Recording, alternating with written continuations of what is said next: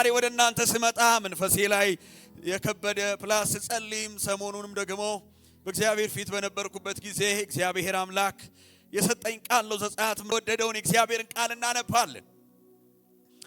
ሙሴም እስራኤልን ከኤርትራ ባህር አስጓዘ፣ ወደ ሱርም ወደ ምድረ በዳም ወጡ። በምድረ በዳም 3 ቀን ሄዱ፣ ውሃም አላገኙም። ወደ ማራም በመጡ ጊዜ የማራ ውሃ መራራ ነበርና ሊጠጡት አልቻሉም። ስለዚህ የዛን ስፍራም ስም ማራ ብለው ጠሩት። ቁጥር 24 ላይ ሕዝቡም ምን እንጠጣ ብለው በሙሴ ላይ አግሮመረሙ። ሙሴም ወደ እግዚአብሔር ጮኸ፣ እግዚአብሔርም እንጨት አንሳ በውሃውም ላይ ጣለው፣ ውሃውም ጣፈጠ ይላል። ሃሌሉያ። በዚያም ሥርዓትና ፍርድን አደረገላቸው፣ በዚያም ፈተናቸው። እርሱም አንተ አምላክን እግዚአብሔርን ቃልህን አጥብቀ ብትሰማ በፊቱም የሚበጅህን ብታደርግ ትእዛዙንም ብታደምጥ ሥርዓቱንም ሁሉ ብትጠብቅ በግብፃውያን ላይ ያመጣሁትን በሽታ አላደርስብህም ይልና የመጨረሻውን ሐሳብ እንደዚህ በማለት ይዘጋዋል። እኔ ፈዋሽ እግዚአብሔር ነኝና። አሜን ነው ወይ? እኔ ፈዋሽ እግዚአብሔር ነኝና። ሃሌሉያ። ስለዚህ በሕይወታችን ላይ ለሚያጋጥመን እያንዳንዱ ነገር እግዚአብሔር በመጽሐፍ ቅዱሱ ብዙ ቦታ ላይ እኔ እያለ የተናገራቸው ነገሮች ፐርሰናሊ እግዚአብሔር ለሆነ ሰው ለሱ ለልጆቹ ለቤተሰቡ የሱ በሆነ ጉዳይ ላይ ሁሉ እኔ ላንተ ፈዋሽ ነኝና። ሃሌሉያ። የሆነ ነገር በሕይወትክ ላይ ሲፈጠር ሮጠ ልትሄድበት የምትችለው አምላክ ስላለ ለዚህ አምላክ ክብርና ምስጋናን እንጨምርለታለን። ፈዋሽ አምላክ እኔ ስለሆንኩኝ፣ አዳኝ አምላክ እኔ ስለሆንኩኝ፣ የምረዳህ አምላክ እኔ ስለሆንኩኝ ሌላ ኦፕሽን ልትፈልግ አይገባህም። ሌላ ቦታ ላይ አይኖችን ልታቀና አይገባህም። ሌላ መንገድ በመፈለግ ልትንከራተት አይገባህም። ታመ ከሆነ እኔ ፈውስሃለሁ፣ ወድቀ ከሆነ እኔ አነሳሃለሁ። የማይቻል ሁኔታ ውስጥ ካለ ነገሮችን አቀልልሃለሁ። አምላክ እኔ ፈዋሽ ስለሆንኩኝ ሌላ ረዳት አያስፈልግህም፣ ሌላ አጋዥ አያስፈልግህም፣ ሌላ የሚያነሳ ሰው አያስፈልግህም። እኔው ራሴ ያለህበት ቦታ መጥቼ እፈውስሃለሁ አለ። የመረረውን ሕይወትን አጣፍጠዋለሁ፣ የተበላሸው ሕይወትን አስተካክለዋለሁ፣ ጥያቄ የሆነበትን ጥያቄን እፈታልሃለሁ። አምላክ እኔ ምን ነኝ አለው? ፈዋሽ ነኝ። አምላክ እኔ ምን ነኝ? ፈዋሽ ነኝ። እግዚአብሔር ምናችን ነው? እግዚአብሔር ምናችን ነው? በነገራችን ላይ ዕብራውያኖች እግዚአብሔርን ፈዋሽ ነው ብለው ስለሱ ስም ሲናገሩ እንደዚህ ይሉታል። እግዚአብሔር ጆቫ ራፋ ነው እሱ። አሜን ነው።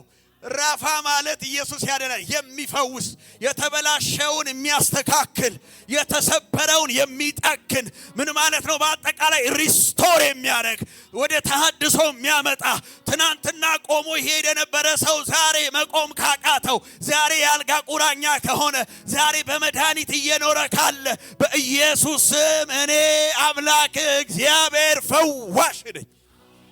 አጠገባቸው ያለው ሰው ሌላ ፈዋሽ አያስፈልግህም በሉት። ሌላ ረዳት አያስፈልግህም፣ ሌላ አጋዥ አያስፈልግህም፣ የሆነ ደጅ የምጠናበት ቦታ አያስፈልግህም።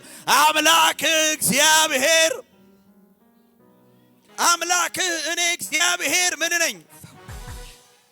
ፈዋሽ ነኝ። ድሮ ፓስተር በሕይወት እያለ ቤተ ክርስቲያን ውስጥ ከአገልጋዮች ጋር አንዳንድ ነገር ሰርተን ያው ሰው ከሰራ በኋላ መብላት መጠጣት አለበት እና ቅርባችን ላይ አንድ ሆቴል አለ ከፓስተር ጋር በጣም የሚግባቡ እና እዚህ አካባቢ ላይ ስለሚግባባ እዛ ቦታ ላይ ሂዱና የምትፈልጉትን አዛችሁ ብሉ ይለን ነበር። እና እዛ ቦታ ላይ ሄደን ሜኗን ናይም። ክብር ለእግዚአብሔር ይሁን። ሃሌሉያ። እንከፍለው ይሁን አንከፍለው የሚል ጭንቀት የለብንም። የምናደርገው አንድ ነገር ነው። የወደድነውን ነገር አዘን ምን ማድረግ ነው። ስለዚህ እግዚአብሔር ጋራንት ዳርጓችኋል። ካንሰር ቢይዝ እኔ ፈውስሃለሁ፣ ኤችአይቪ ቢሆን እኔ ፈውስሃለሁ፣ እባጭ ዋሬቨር ሕክምናው ስም የሰጠውን ነገር ሁሉ እግዚአብሔር ሂዝ ኢን ቻርጅ። አሜን ነው ወይ? እግዚአብሔር አምላክ ኃላፊነት ስለሚወስድ የታመሙ ቤተሰቦች ካላችሁ ዛሬ ይፈወሳሉ። አምላክ እግዚአብሔር ፈዋሽ ነው። አሜን ነው ወይ? እስቲ እግዚአብሔር አምላክ ፈዋሽ ነው በሉ እስቲ። በነገራችን ላይ ዕብራውያኖች እግዚአብሔርን ጆቫ ራፋ ሲሉት እግዚአብሔር የሆነ ቦታ ላይ ወይም የሆነ ጊዜ ላይ ትዝ ሲለው እየመጣ ህዝቡን የሚፈውስ ሳይሆን እግዚአብሔር አምላክ ጆቫ ራፋ ነው ሲሉት ራሱ ማንነቱ ባህሪው የሚኖርበት መቼም ለእግዚአብሔር የሚኖርበት የማይኖርበት በሚል አንትሮፎርሚክ በሆነ በሰው ቋንቋ ልገልጽ አልፈልግም። እግዚአብሔር አምላክ ግን በሰው መሃል ሲንቀሳቀስና ሲሰራ ማንነቱና ባህሪው ስለሆነ እሱ በሚገኝበት ሁሉ ህዝቡን ይፈውሳል። እሱ በሚገኝበት ሁሉ በሽታ አውቆ ምን ይላል? እስቲ ይሄዳል በሉ እስቲ። ለምሳሌ አንድ አንበሳ በህይወት ዘመኑ ቢራብ ቢጠማው የሚበላው ነገር ቢያጣ በምንም አይነት መንገድ ሳር ሊበላ አይችልም አይደለም። ምክንያቱም እግዚአብሔር አምላክ ሲፈጥረው ሳር እንዲበላ ሳይሆን ስጋ በልቶ እንዲቀጥል ወይም በህይወት እንዲኖር ነው እግዚአብሔር ምን ያለው የፈጠረው። ስለዚህ እግዚአብሔር አምላክ ጆቫ ራፋ ነው ስንል እግዚአብሔር በመሃላችን ተገኝቶ አለመፈወስ አይችልም። አልሰማችሁ? አጠገባችሁ ያለውን ሰው እግዚአብሔር በመሃላችን ስላለ በሉት። መፈወስ ማንነቱ ስለሆነ፣ መፈወስ ባህሪው ስለሆነ፣ ማጣፈጥ ባህሪው ስለሆነ፣ መጠገን ባህሪው ስለሆነ፣ የተበላሸውን ነገር እንደገና ማስተካከል ማንነቱ ስለሆነ አምላክ እግዚአብሔር በሚገኝበት በዛ ሁሉ ልጆቹን ይፈውሳል። ልጆቹን ከየትኛውም አይነት በሽታ ምን ይላል? እስቲ ጆቫ ራፋ ነው በሉ እስቲ። እና እግዚአብሔር በተለያየ ቦታ ላይ ወይም ሕዝበ እስራኤል ከሚያደርገው ባህሪና ማንነት የተነሳ ለእግዚአብሔር ስም የሚሰጡበት ቦታ አለ። ወይም ራሱ እግዚአብሔር ለሕዝበ እስራኤል ራሱን የገለጠበት ማንነት አለ። ለምሳሌ እግዚአብሔር ለአብርሃም ልጁን ሊሰዋ በነበረበት ሰዓት እግዚአብሔር ለአብርሃም ልጁን እንዳይሰዋ በግ እግዚአብሔር እንዳዘጋጀለትና ከዛ በኋላ እግዚአብሔርን ስም ሰጠው። ምን ብሎ? እግዚአብሔር ጆቫ ጃራ ነው። ምን ማለት ነው? እግዚአብሔር ያዘጋጃል ነው። ምን ማለት ነው? እግዚአብሔር እጥረት ባለበት ቦታ ሁሉ ማዘጋጀት ባህሪው ነው። አልሰማችሁኝም? አልፎ አልፎ በጀት ይዞ ሰው ሰብስቦ በዛ ጉዳይ ላይ ዶኔሽንን ሰብስብ ብሎ የሆነ ቦታ ላይ የተቸገረ ሰው አለ እዛ ቦታ ላይ ገንዘብ አሰባስበን እንርዳው ብሎ የሚረዳ አምላክ አይደለም። በሚገኝበት ሁሉ እጥረት ካለ እጥረቱን ይመታዋል። እጥረት ካለ በሙላት ይቀይረዋል። እጥረት ካለ ሰዎችን ሃሌሉያ ያረካቸዋል፣ ያረሰርሳቸዋል። ለምን? እግዚአብሔር ጆቫ ጃራ ነው።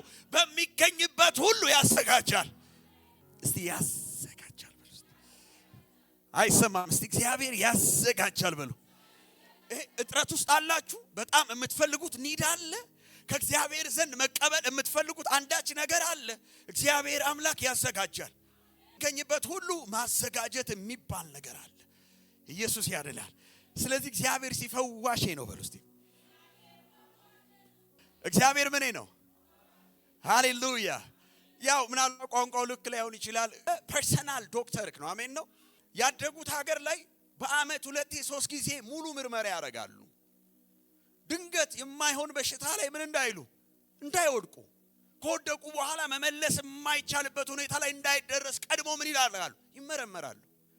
ለኛ ለድሆቹ እኛ እኮ በ3 አመት በ4 አመትም ላንሄድ እንችላለን። ኢቭን ታመን አልጋ ላይ ካልወደቅን እኮ ማንሄድ ሰዎች በጣም ብዙ ነን አይደል? እግዚአብሔር ፈዋሽ ነው። እግዚአብሔር ፈዋሻችሁ ነው። እስቲ እግዚአብሔር ፈዋሽ ነው በሉ እስቲ። እና ላንተ ለቤት ለልጆች እግዚአብሔር ፈዋሽ ነው። የሚገርማችሁ ኦባማ የመጨረሻው ጨርሶ ዲሞክራቶችን ሰብስቦ ሴሌብሬት ሊያረግ ባለ ሰዓት ላይ የሰራቸውን ስራዎች ለህዝቡ ዲክሌር ያደርግ ነበርና ከሰራቸው ስራዎች አንዱ ለ150 ሚሊዮን ህዝብ የሥራ ዕድል ፈጥረናል እና ብዙ ነገሮችን ዘርዝሮ መጨረሻ ላይ ለእያንዳንዱ አሜሪካዊ ነፍስ ወከፍ ሄልዚ ኬርን ሰጥተናል። ህክምና ለሚያስፈልገው ሁሉ ህክምና ምን ብለናል? አንተ ኦባማ እንኳን ለህዝቡ ገንዘብ ለሌላቸው አቅም ለሌላቸው መንግስቱ በሰጠው ስልጣንና አቅም ለእያንዳንዱ አሜሪካዊ የጤናን ዋስትና ከሰጠን የኛ አምላክማ ይበልጥኑ። ሃሌሉያ። ይሁን አልጋ ላይ የወደቀውን የታመመውን መነሳት ያልቻለውን እሱ ይፈውሰዋል። ለምን? አምላክ እግዚአብሔር እኔ ምን ነኝ? አምላክ እግዚአብሔር እኔ ምን ነኝ? እግዚአብሔር ፈዋሽ ነው በሉ እስቲ። እኔ በጣም አንዳንድ ሰዎች እወዳለሁ፣ በጣም ይወራረዳሉ። ማለት በዶክተሮች በኤፎር ወረቀት በ15 ቀን ውስጥ ሰርጀሪ ካልተደረግሽ በ15 ቀን ውስጥ ቢላ ወይ ምላጭ ካልነካሽ ትሞታላችሁ የተባሉ ሰዎች ነው እግዚአብሔር ይፈውሰኛል ብለው የተፈወሱ ሰዎችን አውቃለሁ። ምላጭ አይነካኝም፣ መቀስ አይነካኝም፣ በቃ ቢላ አይነካኝም፣ እግዚአብሔር ይፈውሰኛል ብለው የተፈወሱ ሰዎች አሉ። እኛ ያው ምስክር ነን፣ እግዚአብሔር ሲፈውሳቸው አይተናል። ስለዚህ እግዚአብሔር ይፈውሳችኋል ስንል የሆነ የቃላት ግጥጥሞሽ ወይም እናንተን በመንፈሳችሁ ፕሮቮክ ልናረጋችሁ፣ ልናነሳሳችሁ፣ ልናሟሙቃችሁ፣ ስሜታችሁ ልናነሳሳ አይደለም። እግዚአብሔር ይፈውሳችኋል። እኔ የትኛውም የበሽታ ሁኔታ ውስጥ ልትሆኑ ትችላላችሁ። ስም የለውም ነገር ውስጥ ልትሆኑ ትችላላችሁ። አምላኬ እግዚአብሔር ግን ሁሉንም በዚህ ቃል ነው የሚፈውሰው። ሃሌሉያ። እኔ አምላክ እስቲ ፈዋሼ ነው በሉ እስቲ። እስቲ እግዚአብሔር ፈዋሼ ነው በሉ እስቲ። አምላክ እግዚአብሔር ምን ነው? እስቲ አምላኬ ፈዋሼ ነው በሉ እስቲ። ሃሌሉያ።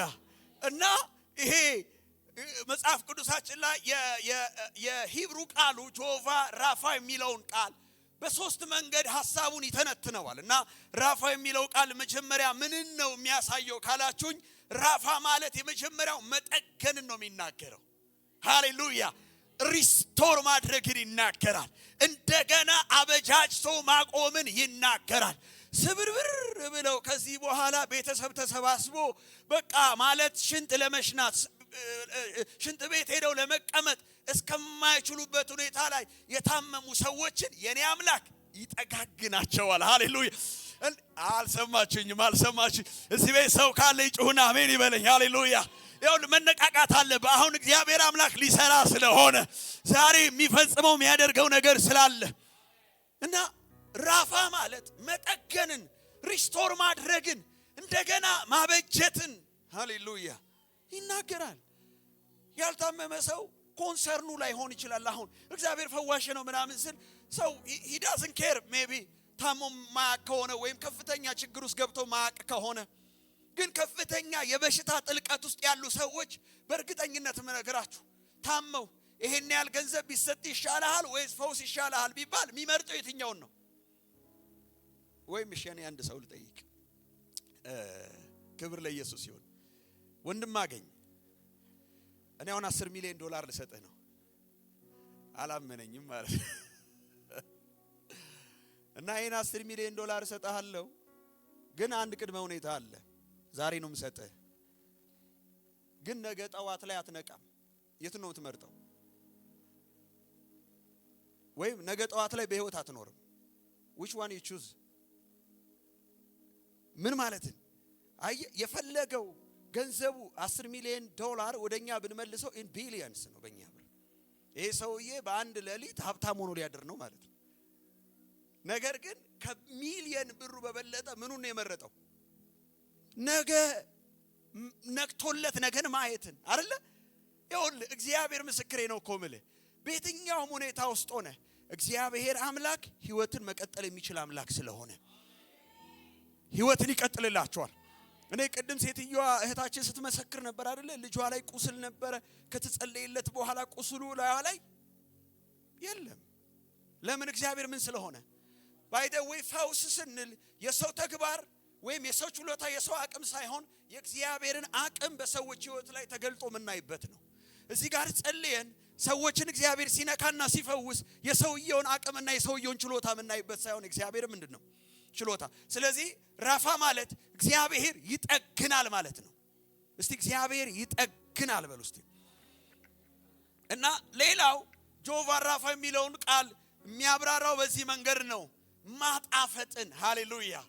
እና እግዚአብሔር አምላክ በዘጸአት ምዕራፍ 15 ከቁጥር 22 እስከ 26 ባለው 3 ቀን ተንከራተቱ፣ ውሃ አላገኙም። ከዛ በኋላ ህይወታቸው መቀጠል የሚችለው ውሃ ሲጠጡ ነው። ስለዚህ የደረሱበት ቦታ መራራ ውሃ ስለነበር የቦታውን ስም ማራ ብለው ጠሩት። በሙሴው ላይ ሲያግሮመርሙ ሙሴም ወደ እግዚአብሔር ጮኸ፣ በትር ወስደ ምታው አለውና ከዛ ቀን ጀምሮ ውሃው ምን አለ ይለናል? ጣፈጠ ይለናል። ያንን ይዞ ነው እግዚአብሔር አምላክ ቃሌን ብትሰሙ ትእዛዜን ብትጠብቁ አለና በግብፃውያን ላይ የመጣው በሽታ እናንተ ላይ አላመጣባችሁም፣ እኔ ፈዋሽ እግዚአብሔር ነኝና። ይኸውላችሁ እግዚአብሔር ፈዋሽ ነው ስንል መፈወስ ብቻ አይደለም፣ በሽታ ወደ ህይወት እንዳይመጣ የሚከላከልልህም አምላክ ነው። አልሰማችሁኝም? እኔ በህይወት ዘመናችሁ እኔ አንድ ነገር በኢየሱስ በህይወታችሁ ላይ ዲክሌር አደርጋለሁኝ። ይሄንን አዋጅ በኢየሱስም እደነግጋለሁ በህይወታችሁ ላይ ከዛሬ ቀን ጀምሮ ወደ ጌታ እስከምትሄዱ ወይም ጌታ ወደ እናንተ እስከሚመጣ ድረስ ሐኪም ቤት የማትሄዱ ሰዎች አላችሁ። ኢየሱስም እኔ ደግሜ ያውጃለሁ ከዛሬ ቀን ጀምሮ ካሁን አንተ አሜን በል። ጌታ ይባርክ፣ ተባረክ። ኢየሱስ ያረናል። ከዛሬ ቀን ጀምሮ ካሁን ደቂቃ ጀምሮ ምናልባት ጌታ እስከሚመጣ ወይም ደግሞ እናንተ ወደ ጌታ እስከምትሄዱ ድረስ በኢየሱስ ክርስቶስ ስምና ስልጣን ሐኪም ቤት የማትሄዱ ሰዎች አላችሁ። በኢየሱስም በሽታ አያገኛችሁም። ለምን? መጽሐፍ ቅዱስ ሲናገር እኔ የግብፃውያንን በሽታ አላመጣብህም፣ አያም ስትሮንግ ሆልድ አለ። እከልልሃለሁ፣ እጠብቅሃለሁ፣ ጋሻ ነኝ፣ መከታ ነኝ። በአንተ ላይ የሚወረወር ፍላጻ ሁሉ አያገኝህም። አንዳንድ ሰው ደሞዝ ስንት ነው ስንለው 50 ሺህ ብር ነው ይለናል። ነገር ግን 51 ሺህ ብር ለሕክምና ያወጣል። የተወጋ ይሁን በኢየሱስም ደሞዝን የሚበዘብዝ የበሽታ መንፈስ ከቤተሰብ ላይ የተገለበጠ ይሁን፣ ካንተ ላይ የተገለበጠ ይሁን፣ ከዘር ላይ የተገለበጠ ይሁን፣ ከጤና ላይ የተገለበጠ ይሁን።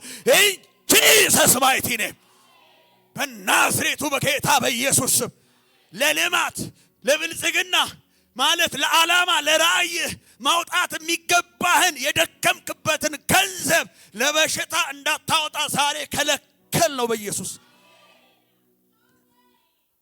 ከልክለነዋል።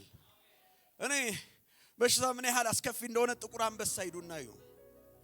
ሚሊሊክ ሂዱዛ እንዴት ሰዎች በህይወት አድን መሳሪያ አይሲዩ ውስጥ ሆነው ማለት የሲቃ ድምጽ እያሰሙ መኖር እየፈለጉ ማለት በከባድ በሽታ ውስጥ ሲያልፉ ስታዩ እውነትም ውድ የሆነ ጤና ተሰጥቷቸዋል። አልሰማችሁኝም? አብረን ዲክሌር እናርግ። ታምናላችሁ? እስቲ እኔ አምናለሁ በል። እስቲ ዛሬ ቀን ጀምሮ በሉ በህይወት እስካለው ድረስ ሐኪም ቤት አልሄድም። ለምን? እግዚአብሔር በግብፃዊ ያለ የሚመጣውን በሽታ ባንተ ላይ ምን አልልም። አሜን ነው ወይ? እጠብቅሃለሁ አለ። ለዛ ነው እኮ አብርሃምን በዘፍጥረት 15 ላይ ስለፈራ ኤሌዘር ይወርሰኛል ብሎ ስለሰጋ እንደዚህ ያለው እኔ ላንተ ጋሻ ነኝ አለው። አያም ዩርሺል እከልልሃለሁ። ቢወረወር አንተን አይመታም። ይኸውልህ በሽታ ዓለም ላይ አትሞስፌሩ ላይ ስለሌለ እኮ አይደለም። የሚጠብቅህ አይተኛም፣ የሚጠብቅህ አንቀላፋም። አሜን ነው ወይ? አይገርምም? የኛ አምላክ 27 ሃወር 7 ቀን አለ። በሰባቱ ቀን 24 ሰዓት አለ። 24ቱ ሰዓት በሰባት ቀን እግዚአብሔር ቆሞ ይጠብቃቸዋል። እግዚአብሔር ይከልላቸዋል። እስቲ በኔ ላይ በሉ እስቲ በሽታ አይመጣም። ከዛሬ ቀን ጀምሮ በል እስቲ በሽታ እስቲ አይመጣም በሉ። በሽታ አይመጣም። አሜን ነው ወይ? ለዛ አይደል መጽሐፍ ቅዱስ ላይ ሲናገር እኮ አርጅታ አይደለም ሽምግልናህን በዘይት ምን እላለሁ አለመልመዋለሁ። የሆነ እውነቴን እኮ ነው የምልህ። የ90 ዓመት ሰውዬ የሆነ ስትመረመር ጨጓራ የለብህ፣ ሃሌሉያ፣ ደም ግፊት የለብህ። ዛሬ ደም ግፊት ያለባችሁ ሰዎች ገፍተን እናወጣዋለን በኢየሱስ። ስኳር ያለባችሁ ደዎች ደግሞ ወደ ፊንጫ ስኳር ነው የምንልከው። አሜን ነው። ስኳር እናንተ ጋር ምንም አይሰራም። ደም ግፊት እናንተ ጋር ምንም አይሰራም። አሜን ነው ወይ? ካንሰር እናንተ ጋር ምንም አይሰራም። ኤችአይቪ እናንተ ጋር ምንም አይሰራም። እስከ ዛሬ ዓለም እየተጨነቀ እኮ ነው ኤችአይቪን ኪውር ወይም ኤችአይቪን መድኃኒት ለማግኘት። እዚህ ቤት ግን ሃሌሉያ፣ እዚህ ቤት ግን እግዚአብሔር አምላክ ኤችአይቪ ቢሆን ሃሌሉያ፣ ካንሰር ቢሆን ጉበት ቢሆን ሃሌሉያ ይፈውሳል። ዓለም እስከ ዛሬ እየደከመ ነው ምን ለማግኘት? መድኃኒት። እዚህ ቤት ግን መድኃኒት አለ። እስቲ እግዚአብሔር ፈዋሽ ነው በል እስቲ በደንብ ረገጥ አድርጋችሁ እግዚአብሔር ፈዋሽ ነው በል እስቲ። እና ውሃውን ሲነካው ውሃው ምን አለ ይላል? ጣፈጠ። ውሃው ምን አለ? ማላጋዲያኖስ። ውሃው ምን አለ? ሶስተኛ ጆቫ ራፋ ማለት እግዚአብሔር ፊዚካሊ የነፍሳችንና የስጋችን ሐኪም እንደሆነ የሚገልጽ በእያንዳንዱ ነገር እግዚአብሔር አምላክ ኦርጋኖቻችንን ሂል እንደሚያረግ አሜን ነው ወይ? የዛሬ 15 ቀን ትዝ ይላችኋል። 2 ኩላሊት ፌል ያደረገ ልጅ ጸለይንለት። 2ቱም ኩላሊቱ ሪስቶር ሆነ። እግዚአብሔር 2ቱንም ኩላሊት ፈወሰው። ምናችን ስለሆነ እስቲ እግዚአብሔር ፈዋሻችን ነው በሉ እስቲ። ሃሌሉያ። እግዚአብሔር ምናችን ነው? እሺ ሰው ለመፈወስ ሰው ከእግዚአብሔር ዘንድ ፈውስ ለማግኘት ምንድነው መንገዱ? ምንድነው ማድረግ ያለበት? የመጀመሪያው ምንድነው ካላችሁ ያዕቆብ ምዕራፍ 5:15 ላይ እንደዚህ ይለናል፣ የእምነት ጸሎት ያስፈልገናል። አሜን ነው ወይ? በእምነት መጸለይ እንዳለብን የእግዚአብሔር ቃል ያስተምረናል። በእምነት መጽሐፍ ቅዱስ እንደሚናገር እኮ እነዛ ዕብራውያን ላይ የተዘገቡ ሰዎች በእምነት የአንበሶችን አፍ ምን አሉ ይላል? ዘጉ ይላል። አሜን ነው ወይ? በእምነት ሳራ ሙት የነበረውን ማህፀኗን ፍሬ ሊያመጣ እንደሚችል አመነች ይለናል። ስለዚህ እምነት የዕብራውያን ጻፊ ደግሞ እንደሚያስተምረን ያለ እምነት እግዚአብሔርን ደስ ማሰኘት ይሄ ሃይገር ባስ አይደለም፣ ወይም ይሄ አንበሳ ባስ ወይም ታክሲ አይደለም።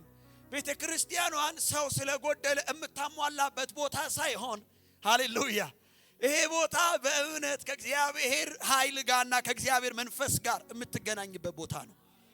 እስቲ አምናለሁ በሉ እስቲ። እስቲ አምናለሁ በሉ እስቲ። እና ለሚያምን ሰው ደግሞ ይቻላል። ስለዚህ አንድ ሰው ፈውስ መቀበል የሚፈልግ ሰው በእምነት ጸሎት ማመን አለበት። ሌላው እዛው ያዕቆብ መጽሐፍ ላይ እግዚአብሔር አምላክ በያዕቆብ በኩል አንድ ያስቀመጠው ስርዓት አለ አይደለ? በቤተ ክርስቲያን ውስጥ የሚያገለግሉ አገልጋዮች የታመመ ሰው ቢኖር በዘይት ቀብተው ምን ይበሉት ይላል? ይጸልዩለት። ከየትኛውም በሽታና ደዌ ምን ይላል? ይፈወሳል። አሜን ነው ወይ? እኛ በዘይት ላይ ጸልየን ስንሰጣችሁ ያ ዘይት ትናንትና ምግብ እንደሰራህበት አይነት ከመሰለ እንደሱ አይደለም። አሜን ነው ወይ? ሽሮ ወጥ፣ ዶሮ ወጥ እንደሰራህበት ከመሰለ ልክ አይደለም። ከተጸለየበት ሰዓትና ደቂቃ ጀምሮ የማመልከው እግዚአብሔር ምስክሬ ነው፣ ይፈውሳችኋል። እስቲ እፈውሳለሁ በሉ። ሌላው የእግዚአብሔር ሉዓላዊ ፍቃድም ነው ፈውስ። እግዚአብሔር በሉዓላዊነቱ፣ እግዚአብሔር በኃያልነቱ፣ እግዚአብሔር በማንነቱ፣ እግዚአብሔር በታላቅነቱ ሊያደርገው የሚችል ነገር እንደሆነ መጽሐፍ ቅዱሳችን ያስተምረናል። እና ከዛ ውስጥ ኢሳይያስ የሚናገረን ቃል አለ። እሱ ስለ በደላችን ምን አለ? ደቀቀ። አሜን ነው ወይ? እሱ ስለ በደላችን ምን አለ? ደቀቀ። በመገረፉ ቁስል ምን ብለናል? እግዚአብሔር በመገረፉ ቁስል ፈውሷችኋል። አንዳንድ ሰው ቤተ ክርስቲያን ቁጭ ብሎ አሁንም በታሰረ ማንነት ውስጥ የሚመላለስ ሰው አለ። በኢየሱስ ስም ያ የታሰርክበትን ገመድ ሁሉ በእግዚአብሔር ቃል ዛሬ እንበጥሰዋለን። እስቲ ይበጠሳል በሉ እስቲ። ሃሌሉያ። እስቲ ይበጠሳል በሉ እስቲ። ሌላው ፈውስ ምናችንን ነው የሚያገኘን? ወይም የእግዚአብሔር ፈውስ እግዚአብሔር ጆቫ ራፋ ነው ስንል 3 ነገራችንን እግዚአብሔር ይፈውሳል። የመጀመሪያው እግዚአብሔር መንፈሳችንን ይፈውሳል። አሜን አትሉ? እግዚአብሔር መንፈሳችንን ይፈውሳል ስንል ደህንነታችንን ያረጋግጥልናል። በዘላለም ጨለማ ውስጥ ነበርን፣ አሁን ደግሞ በሚደነቅ ብርሃን ውስጥ አድርጎናል። አሁን የሞተ ማንነት ነበረን፣ በህይወት ያለ ማንነትን ይሰጠናል። ከእግዚአብሔር ጋር ተለያይተን ኃጢአት ነፍሳችንን ገሎት ከእግዚአብሔር ጋር የምንገናኝበት መንገድ አልነበረም። እግዚአብሔር ጋር በመታረቅና በመስማማታችን ምክንያት ነፍሳችንን መንፈሳችንን እግዚአብሔር ፈውሶታል። እስቲ መንፈሴ ተፈውሷል። ከእግዚአብሔር ጋር መገናኘት አንችልም ነበረ። አባ አባ ብለን መጮህ የምንችልበትን የልጅነት ስልጣን የሰጠን፣ የልጅነቱን መንፈሱን የሰጠን ከአምላካችን ጋር በመታረቃችን ከዛሬ ቀን ጀምሮ አይደለም እግዚአብሔርን ጌታችን ኢየሱስ ክርስቶስን ካመንባት ደቂቃና ሰዓት ጀምሮ መንፈሳችን ተፈውሷል። እስቲ መንፈሴ ተፈውሷል በሉ እስቲ። ሁለተኛ እግዚአብሔር የሚፈውሰው ነፍሳችንን እና እግዚአብሔር የሰዎችን ነፍስ ሲፈውስ ምንድነው በህይወታችን ላይ የሚከለጠው ካላችሁኝ፣ የመጀመሪያው ነገር እግዚአብሔር ከሐዘን ውስጥ ያወጣችኋል። ይህ ሐዘን፣ ምሬት፣ ጭንቀት እግዚአብሔር ከነፍሳችሁ ላይ ይመታዋል። ይህ በነፍሳችሁ የምትጨነቁ ሰዎች፣ በነፍሳችሁ ግራ የምትጋቡ ሰዎች እግዚአብሔር ነፍሳችሁን ፈውሶታል። መዝሙር 147 ላይ ያለውን ቃል እናንብበው አንድ ላይ። ኢየሱስ ያድናል። ከቁጥር 3 ጀምሮ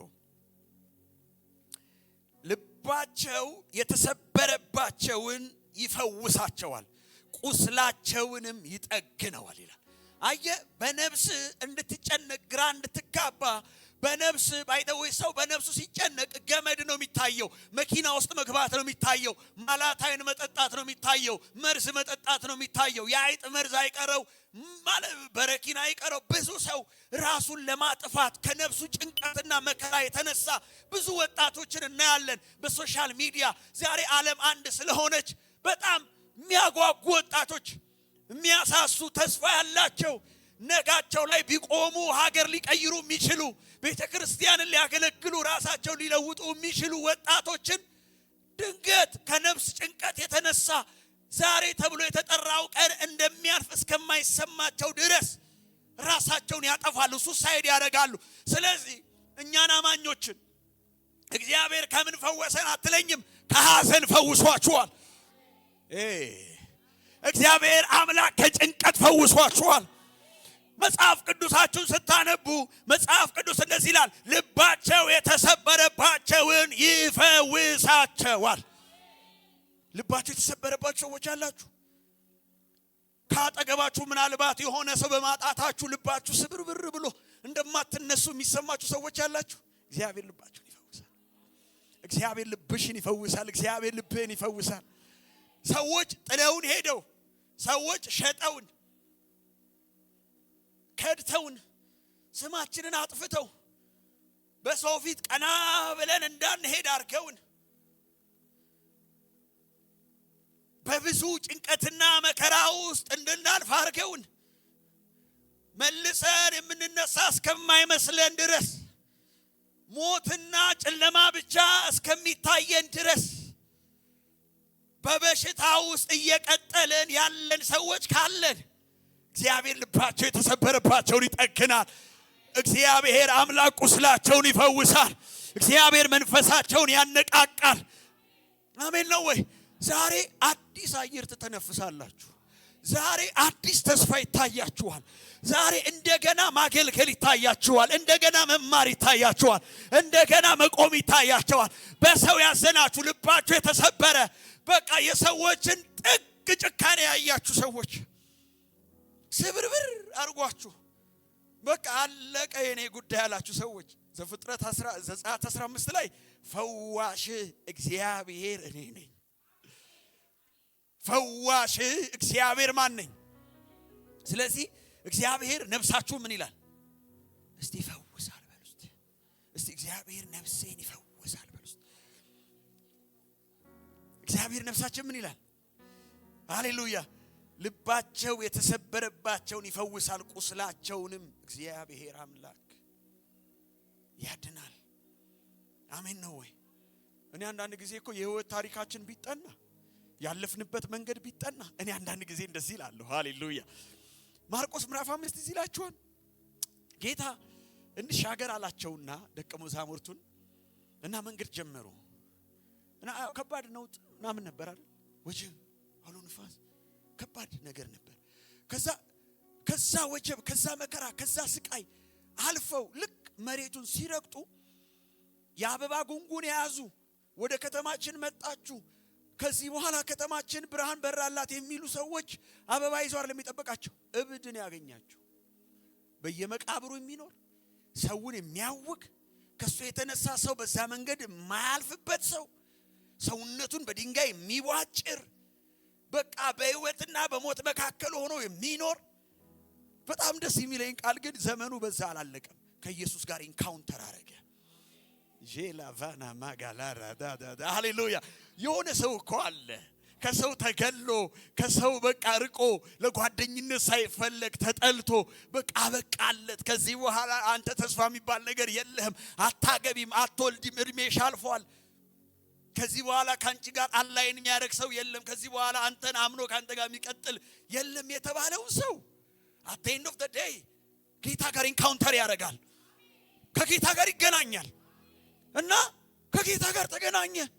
ይላቫጋታላስ ከዛ መጽሐፍ ቅዱስ ሲናገር መንፈስ ስለነበረበት ውስጡን ገሰጸው። ስንት ናችሁ ሲሉ ሌጊዮን ነን አለ። ምን ማለት ነው? ወደ ቁጥር ስናመጣው ከ2000 ይበልጣል ውስጡ ያለው መንፈስ።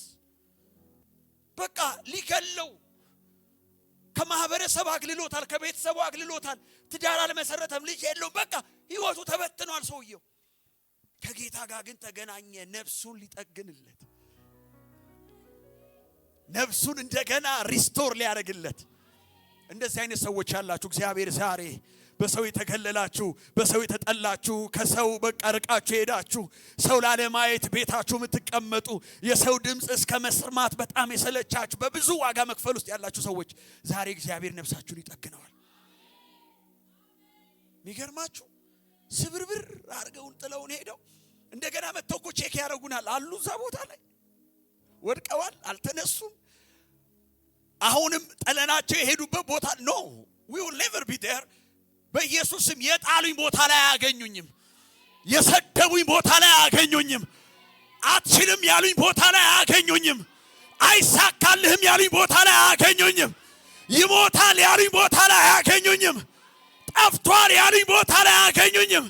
በናይት ቀንና ማታ እየመጡ ቼክ የሚያደርጉኝ ተሳክቶለት ይሆን፣ ቆሞ ይሆን፣ የሰጠነው መርስ ገሎት ይሆን? አልገደለኝም፣ አልገደለኝም። የሰጣችሁኝ መርስ አልገደለኝም። በከተማው ላይ ስሜን አጥፍታችሁ ከከተማው ጠፍቼ አልሄድኩም አለው። እዛ ቦታ ላይ የከሰሱኝ ቦታ ላይ አለው። አትችልም ያሉኝ ቦታ ላይ አለው። አይሳካልህ የተባልኩበት ቦታ ላይ አለው።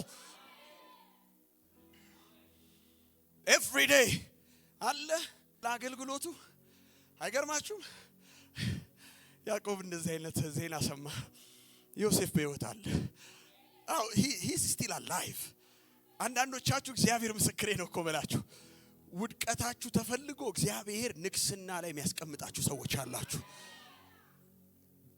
በትነው ጨርሰዋል። ይሄው ቢዝነሷንም በትነዋል፣ አገልግሎታንም አቆማለች በተባለበት ሰፈር ላይ አለው። ሁለት ሰው ከኔ ጋር የሚተባበረኝና አለው በርስቴ ያለው አስደግመውብን ጨርቃችንን ጥለን እንድንሄድ እንዴ አካባቢ እንድንቀይር ልጆቻችን እጆቻችን ላይ እንዲሞቱ ሰርተውብን ተሰባስበው አሲረው ደግመው አስሟርተው ሟርተው ገንዘባቸውን አውጥተው የእስራኤል ሕዝብ ወደ ከነዓን እንዳይገባ ባላቅ በለዓምን በገንዘብ ገዝቶ ይሄንን ሕዝብ እርገምልኝ ሊሻገር አይገባውም በተባለበት በዛ ቦታ ላይ እግዚአብሔር ቆማ። ሃሌሉያ። ይሁን እግዚአብሔር የባረከውን ልረግም አልችልም አለ። እግዚአብሔር ያነሳውን ልጥለው አልችልም አለ። እግዚአብሔር ያከበረውን ላዋርደው አልችልም። እግዚአብሔር ጤና የሰጠውን በሽታ ልልክበት አልችልም። ሁለት ሰው አለ ወይ? አለው በሉኝ እስቲ። አለው አለው። አይገርምም? መኖራችሁን ገና ያሉ ገና በምትኖሩበት ከተማ ላይ ትሞታላችሁ ተብሎ ሲጠበቅ የልጆቻችሁን ክብር ያሉ ገና እናንተ በምትኖሩበት ከተማ ላይ ልጆቻችሁ እንደ ኃያልና እንደ ጨካኝ እግዚአብሔር ያስነሳቸዋል። እስቲ አለው በሉ እስቲ። እና ሞቱን እየጠበቁ ምን ነው ከከተማው ምን አለ ባህር ውስጥ በገባ ምን አለ ራሱን ባጠፋ ይሄ ለከተማው መከራ ነው ባሉበት ቦታ ላይ ከጌታ ጋር ተገናኘ። ከጌታ ጋር ኢንካውንተር አረገ። በጣም ይገርማችሁ ያ መንፈስ ኢንስታንትሊ ከውስጡ ሲወጣ መንፈሱ እንደሚናገረው ወደ አሳማዎች 2000 ወደሚያክሉ አሳሞች እንዲገባ ጌታ ለመነው ይላል። እና አዘዘው ይርግባ አለው። በጣም ይገርማችሁ ያ ሰው ምን ያህል ዓመት እንደቆየ አይነገረን መጽሐፍ ቅዱስ፣ ግን ብዙ ዘመኑ እንደቆየ እንደዛው እናስባለን። አቅም ራሱን መንፈስ ነው ድራይቭ የሚያደርገው። በጣም የሚገርማችሁ ልክ መንፈሱ ከሱ ሲወጣ እነዛ 2000 እርያዎች ሰከንድ አልቆዩም። እየተጣደፉ ከባህሩ ከፍታ ላይ ወይም ማማ ላይ ወደ ባህሩ ጠልቀው ገቡ፣ ሞቱ። በማይክሮ ሰከንድ ውስጥ መንፈሱ 2000 እርያ ላይ ነው ገባው። ሰውየው ስንት ሰው ነው? እርያዎች ውስጥ አተገባቸው ያለው ተሰድበ ስም ተቀይሮ መከራን እንድታይ ተደርገ በህይወት ያለው አንተ ስለሆንክ አልሰማችሁኝም? አዎ በል ንገራት። በህይወት ያለሽው አንቺ ስለሆንሽ ነው። ብዙ ሰዎች መከራ ደርሶባቸው እኮ አንገታቸውን አንጠልጥለው ገለዋል እኮ። ብዙ ሰዎች ሀገር ቀይረው ሄደዋል። ብዙ ሰዎች እኮ ከሰው ጋር አልገናኝም ብለው ቤታቸውን ቆልፈው እየኖሩ እኮ ነው። አንተ ስለሆንክ ነው ብራዘር፣ እኔ ስለሆንኩ ነው። ሃሌሉያ። አትሊስት ጌታ ኢንካውንተር እንዲያደርገኝ መጥቶ ነፍሴን እንዲፈውስ መጥቶ መንፈሴን እንዲፈውስ ከመንፈሱ አሰራር እንዲያወጣኝ አይ ስቲል እየጠበኩት ነበር። አይ አሁንም ተስፋ አለኝ። እየሰደቡኝ እኮ ነው፣ ተስፋ አለኝ። ስሜን እያጠፉ ነው፣ ተስፋ አለኝ። አጠገባቸው ያለው ስምጭ አንተ ስለሆንክ ነው ማለት ከስረ እኮ ስቲል you are surviving አይደል? በቃ ኪሳራ ደርሶብናል፣ ስቲል ሰርቫይቭ አድርገናል። ገንዘባችን ተቀምጦ ስቲል ሰርቫይቭ አድርገናል። ሃሌሉያ። ስለዚህ ዛሬ ምን እንደምላችሁ ታውቃላችሁ? እግዚአብሔር ነፍሳችሁን ይፈውሳል። ነፍሳችሁ ሲፈወስ ደግሞ ጭንቀት ከነፍሳችሁ ውስጥ ይወጣል። ሐዘን ኢቭን ሰዎች ያደረጋችሁን ሰዎች በእናንተ ላይ ያሴሩትን ሴራ እስከማታስታውሱ ድረስ እግዚአብሔር ሪስቶር ያደርጋችኋል። እስቲ እግዚአብሔር ነፍሴን ይፈውሳል በሉ። እና የመጨረሻው እግዚአብሔር ፊዚካላችንን ይፈውሳል። አሜን ነው። ነፍሳችንን መንፈሳችንንና ስጋችንን እግዚአብሔር ይፈውሳል። አሜን ነው ወይ? ስለዚህ የመጨረሻ ይሄን ብያችሁ ልጨርስ። እግዚአብሔር ፈዋሻችን ነው። ስለዚህ ዛሬ ፈውስ ተቀበላችሁ ነው የምትወጡት። አሜን ነው ወይ? የሐኪም ማስረጃ የያዛችሁ ሰዎች እግዚአብሔር ፈውስ በኢየሱስ ስም ትቀበላላችሁ። አሜን ነው ወይ? ክብር ለኢየሱስ ይሁን። እና ያው በኢየሱስ መጨረስ ስላለብኝ ነገሩ የነገሮች መደምደሚያ ኢየሱስ ስለሆነ ኢየሱስ በምድር ላይ ሲኖር አንካሶችን ያዘልል ነበር፣ እውሮችን ያበራ ነበር። አሜን ነው። ደንቆሮች እንዲሰሙ ያደርግ ነበር። የሞተውን አልዓዛርን ና ብሎ ጠርቶት ነበረ። አሜን ነው ወይ? አሜን አትለኝም? የጴጥሮስ አማት በንዳድ ታንኳ ላይ ተኝታ የነበረችውን ከዛ ንዳድ እግዚአብሔር ኢየሱስ ምን አላት? አስነሳት። ያ የመቶ አለቃው ሰውዬ ልጁ ታማ ብላቴና የነበረችው ልጁ ታማ ገብቶ አንቺ ጎበዝ አላት አይደል? አንቺ ወጣት ወይ ተነሽ ቀሰቀሳት። ምን ልላችሁ ፈልጌ ነው? የነገሮች መደምደሚያ ክርስቶስ አይደል? ኢየሱስ በነበረ ጊዜ ሰዎች ተፈውሰው አልነበረም? ድነው አልነበረም? ስለዚህ ዛሬም ኢየሱስ ሰዎችን ይፈውሳል። ጄላባጋዲያኖስ ኢየሱስ ዛሬም ሰዎችን ይፈውሳል። አሜን ነው ወይ? ቃሉን በምን ያጸና ነበር? በተአምራት። ስለዚህ ዛሬ የተናገርነውን ቃል በኢየሱስ ስም በተአምራት እናጸናዋለን። የታመማችሁ ሰዎች በኢየሱስ ስም ዛሬ ትፈወሳላችሁ። እስቲ እግዚአብሔር ፈዋሼ ነው በሉ። እስቲ ድገሙና በሉት። እግዚአብሔር ፈዋሼ ነው። እግዚአብሔር ፈዋሻችሁ ነው። የታመመ ሰው ካለ በኢየሱስ ስም እግዚአብሔር ይፈውስላችኋል።